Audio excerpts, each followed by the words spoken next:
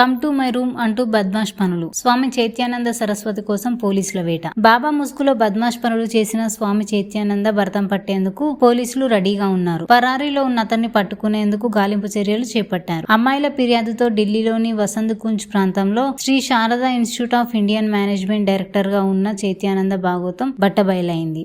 వయసు 70. పైగా అతన్ని గాడ్మెన్ గా స్ఫూర్తిస్తూ సేవలు కూడా చేస్తారు. అలాంటి గాడ్మెన్ ఆడపిల్లల పట్ల ఎంత కరుణగా ఉండాలి, ఎంత బాధ్యతగా వ్యవహరించాలి, వాళ్ళకి ఎలాంటి భవిష్యత్తును అందించాలి.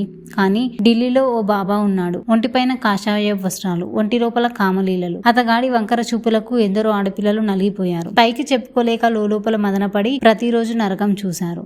అతగాడే స్వామి చైత్యానంద సరస్వతి అలియాస్ పార్థసారథి. ఇప్పుడు ఇతగాడిపై లైంగిక వేధింపుల ఆరోపణలు సంచలనంగా మారాయి. గురువు ముసుగులో ఆ ముసలి గురువు చేసిన దాష్టికాలు ఒక్కొక్కటిగా వెలుగులోకి వస్తున్నాయి. స్వామి చైత్యానంద ఢిల్లీలోని వసంత్ కుంజ్ ప్రాంతంలో Shri Sharada Institute of Indian Management director గా ఉన్నాడు. ప్రస్తుతం చైత్యానంద పరారీలో ఉన్నాడు.